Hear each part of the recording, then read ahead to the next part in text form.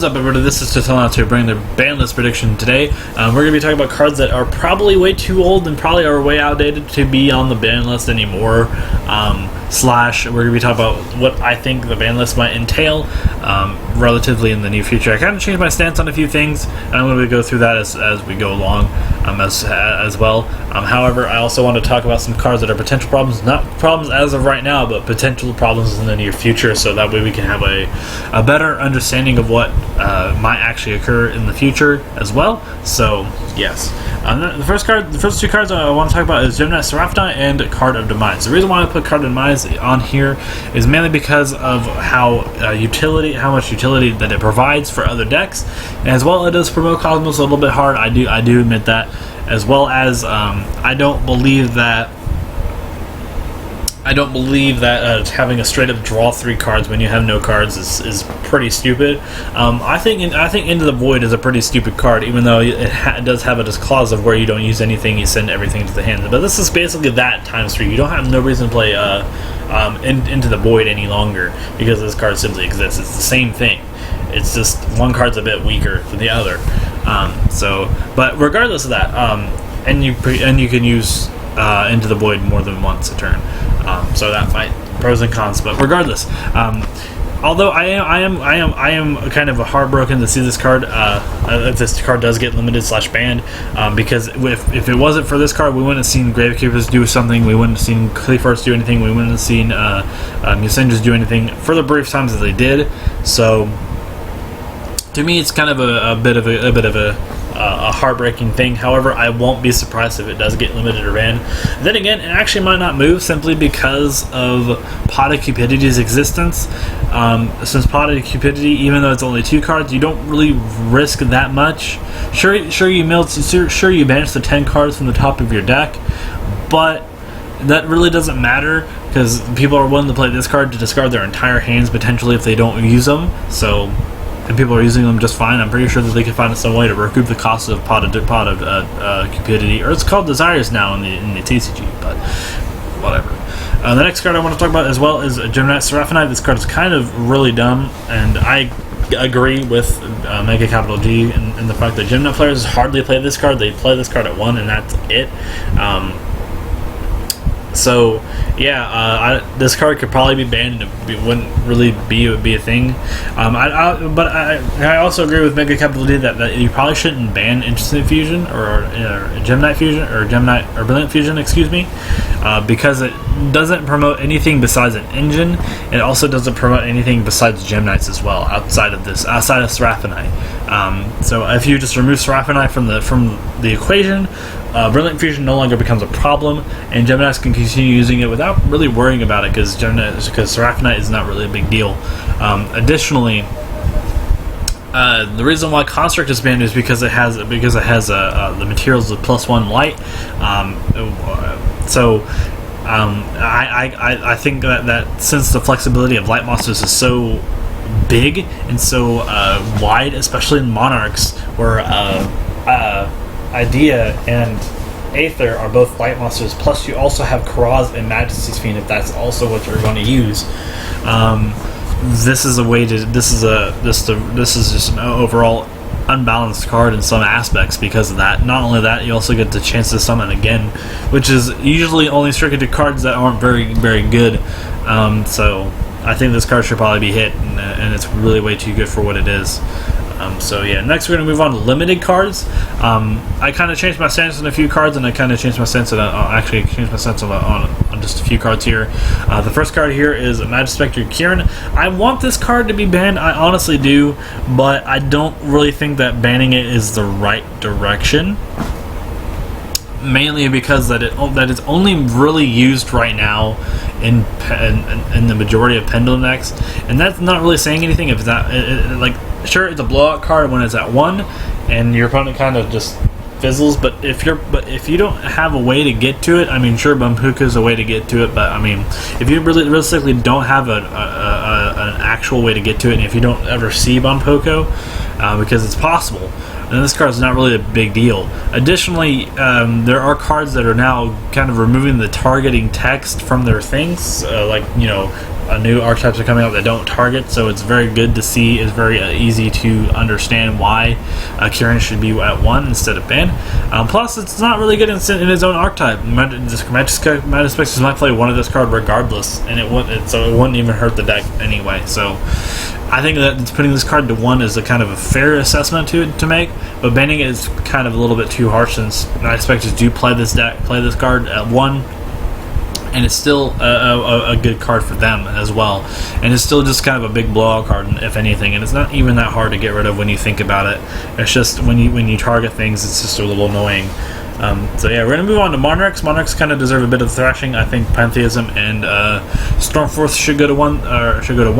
The reason why I think Stormforce should go to 1 is it should be pretty obvious. Having the ability to tribute your opponent's monster should kind of explain itself. The reason why Soul Exchange is not very good is because Soul Exchange targets. This card doesn't even do that. It targets the player, so it's kind of really dumb in that aspect. So I see this card being really stupid. It's a really dumb card. Having the ability to not only do that in a Monarch deck on your opponent's turn as well, by tributing your opponent's monster for an Aether, is pretty big, and that's it. Plus it being a quick play spell. If it wasn't a quick play spell, this card would probably be really balanced actually. So, but I think this card is obviously a problem. And Ipantheism kind of obvious as well. The draw 2 mechanic, it really to me doesn't seem that busted. Sure, it's not once per turn. That's neither here nor there. I didn't see that to be a problem, but the main issue is banishing the card and then revealing 3 Monarchs to small spell traps, and then having your opponent choose one of them is pretty stupid. Because what people would do, they would just line up 3 Stormforce, or they would line up 3 Tenacity, or they'd line up 3 Domain, or they'd line up something else, and they would just say, "Well, I'm just going to add this to my hand, if that's cool." I think that this card is kind of stupid in that regard. Sure, you can only use it once per turn, but that doesn't really deter people realistically, because your opponent's always going to have access to this card, even if they banish it multiple times over and over again. Even if they banish it 3 times, they have some ways to recoup this cost. They also have some ways to kind of utilize this effect. Is kind of just too abusable in my opinion. The draw 2 part is not really that big of an issue, because the consistency is never really a bad thing. It's never really been a broken thing unless it's like generic consistency. But overall, I think Ipantheism is just not healthy for the game, considering that you just reveal 3 and having your opponent pick is just really dumb. So next we're going to jump to Cosmos. I kind of changed my mind about Slip Rider going to 1. I realize that card is kind of a bit too much for the deck, simply because they need better ships, or they need different ships as well. So I think that Slip Rider is kind of fine as it is. The reason why I wouldn't be surprised if they did limit it anyway, simply because it is not once per turn. It destroys spelling traps, and it does cycle out bigger ships. So it might seem like a jack of all trades when it comes to this card, but I'm going to leave that alone, simply because I don't think it will get hit. But cards that I think that will get hit, first of all, is Cosmo Orchestra. Obviously, the reason why this card should be considered to be limited at the very least is simply because it destroys a card on the field, as well as not only that, when your opponent attempts to attack into it during either player's turn, you could just say, "Hey, I want to banish my Dark Destroyer to summon another, like a Forerunner or something." Or do something with that, and then just keep cycling out my stuff until I play something that can't die. So it's kind of stupid. Plus, this thing opens up a lot of OTK potential, where you just go straight into your 7, then into your 6, then into your 5, and then into your 4. Then you can just OTK from there. So it's pretty stupid in that aspect. So I don't think this card should be good. Plus, neither of these effects are once per turn, so your opponent can go, "Oh, I can bring out like a Farm Girl, do it again, Farm Girl, do it again," and it's kind of irritating in that aspect. So I think this card should probably go to 1. The next card I want to put out is Cosmo Tincan. Cosmo Tincan is not broken on the surface, but it's kind of the same aspect as Ipantheism, although it's a little less so. So you have to pay 500 life points to reveal 3 other Cosmo monsters. They have to be different, which is why I'm a bit more lenient towards Tincan than I am towards Ipantheism. But overall, I think this effect is overall just really, really good and really too good. So I think Pantheism is the same way. It should be limited the same reason why Pantheism should be limited. So Tincan and Pantheism should share a spot somewhere. And Cosmo Town. Cosmo Town is the last line. I agree with Mega Capital D. When it dies, you add under the Cosmo card. I don't mind. I too don't mind self-protection of field spells, but when your field spell inevitably recycles itself, it's pretty stupid. Theoretically, Kyoto to the Waterfront recycles itself, but not as efficiently as Cosmo Town does. Not to mention, this card has other effects other than just adding cards. It adds cards for that were banished back to your hand. Sure, you take damage, but who cares about that? And then once per turn, you can reveal any number of Cosmo monsters in your hand, and then shuffle them into the deck, then draw other cards. So you reload as well. Yeah, it's kind of a tough situation. So I think this card could definitely see a one spot. If not, I think this card, I wouldn't be surprised if the card was semi-limited either. So we'll stick it there. Next card is a Seer. The reason why I think Seer is probably really too good for this is because of how versatile this card is. It's when it's sent to the graveyard, you can target a Burning Abyss monster in your graveyard, except this card, special summon it. That's actually really, really huge, simply because it adds more utility to the deck. It's kind of a really, really crazy effect. When you realistically think about it, we have no other, plus it's kind of the same reason why Cosmo Town should probably be eliminated, because it replaces itself once it dies. So I don't see that being a very healthy thing for the game. I don't like cards that generally replace themselves.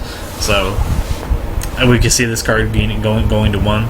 Skarm, on the other hand, also is a kind of a bit different story. Adding a level 3 Dark Fiend type, it's kind of hurts other decks though. But mainly this is going to be directed towards Burning Abyss. It'll hurt Burning Abyss more if it was at 1. I'm not saying that both of these should probably be hit. I think one or the other is fine, and then Dante should go along with it. But I'll explain why Dante should be here. It should be relatively obvious why Dante should be limited, but.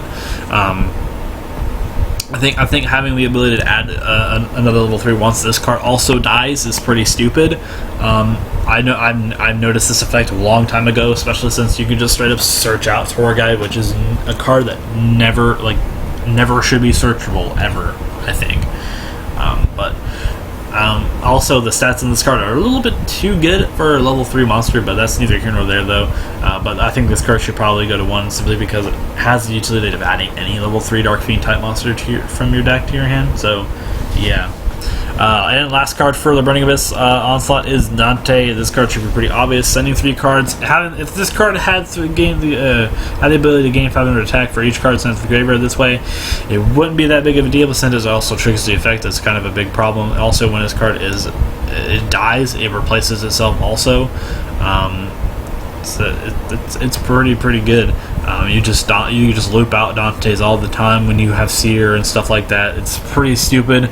It's not very good for the game. So, and generally, Konami has frowned upon loops like this. So, I feel like that Dante going to 1 would be fine. Plus, it doesn't hurt generic decks that do run Dante, because there are other decks that do run Dante, but it hurts Burning Abyss, and it kind of just understandably is really too good for the game. I think even if Burning Abyss wasn't a deck this card, that would probably be at 1. I would call for this card being at 1. So we're going to be talking about some cards that aren't I guess as big of a problem, but we're going to be it might actually be a problem. Some of them might be a problem, but I'm going to speculate stuff. I actually didn't pick anything too crazy. Like if I were to pick anything crazy that should go from 0 to 1, it would probably be, I don't know, I guess something like 6th Sense or something, but I mean, I don't like that card, so and we're just going to jump into the cards that I think that are kind of balanced, that are kind of okay, and they come off the ban list. So, yeah. The first card on this list is Tribe Infecting Virus. So this card might seem like a bit of a doozy simply because it's people are like, well, what does this card do? Well, if you don't know what this card does, it's you discard 1 card, declare a type, and then destroy all monsters of the declared type. So basically, if you call Aqua, for instance, like this card, it'll kill everything that's an Aqua type. You know, the only problem with this card I see is the discard cost, where it will trigger Burning Abyss monsters. But realistically, if Burning Abyss go with this card, it goes to 1. I think it'll be fine. So yeah, I think it's a fair card. Plus it would just be side decked in every deck, and it wouldn't be main decked at all ever. I don't think so. Yeah. Next card is a Substitute. I agree with Big Capital G's assertions on this. I don't think it's very strong. Attributing one monster to special summon frog monsters from the deck, except this card is and Frog's a Jam is pretty good. Also, and you can't even synergize it with Tree Toad, but that's neither here nor there either. Plus, it'll just make that deck a little bit more easier to get. I think this card should be fine. Will be fine at 1. I don't think at 3 this card should ever be a 3. Because I think any card that says, "Hey, your other frog monsters, including this card, can't be destroyed by battle." So, I think that's a little bit of a no-go here. So, and the last card I think that should probably go from 0 to 1 is Solemn Judgment. I've been advocating this card to go to 1 for a long time. Paying half your life points to stop anything stopping anything is pretty good, but paying half your life points to do so might actually be more of a hindrance than anything. Because paying half your life points is pretty considerable, unless it's like in the late game where you really don't care about where your life points are at, unless it's not 0. So I think it's okay then. But I think that this card is kind of is just okay in general. But I think that this card could easily go to 1 and it would be played, but it wouldn't be game breaking and it wouldn't be absolutely stupid. So. Next, we're going to talk about cards that could probably go to 2 and it wouldn't make that big of a deal. So the first card on here is Neospacian Gremlin. I think Neospacian Gremlin could probably go to 3 and it'd be fine, simply because it's not a very good card. Well, it's a very good card, but it's not a broken card overall when you consider other cards that have seen play. Cosmo Dark Destroyer is at 3, and we're making sure that I want to make sure that is stressed out that this card, that Cosmo Dark Destroyer, is more broken than this card. So. Yeah, same thing goes for that. I say that you're not getting the second effect off. It's not going to happen. When this card starts, it's not feasible to do.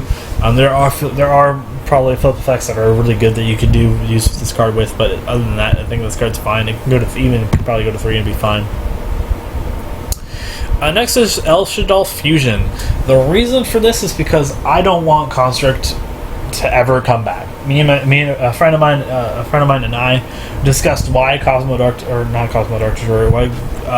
Shaddoll Construct should never come back to 1 or even to 3 at the very least. It's just way too good for the game. But El Shaddoll Fusion is kind of just sitting here because it's kind of a useless card to be hit here, mostly just to clean up the list. So. Next one, we're talking about Stable Tracks, straps that should probably go to 2. Bottomless, Torrential, Compulse, and Ring of Destruction. Compulse can probably go to 3, simply because targeting is not a thing. It's not a thing anymore. Targeting one monster to return it to the hand is not good anymore. So this card could go to 3 at any point in the game. Ring of Destruction, Torrential, and Bottomless could probably go to 2. Torrential probably less likely.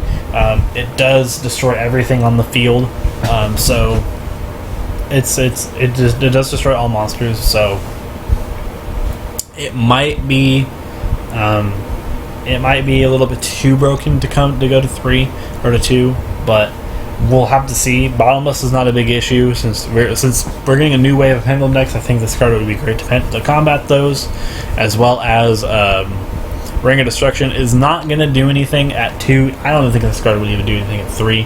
It's not even seeing any play. I don't think it'll see play at anything more than 1 anyway. So it's good where it's at. I mean, it's good. It would be good at 2.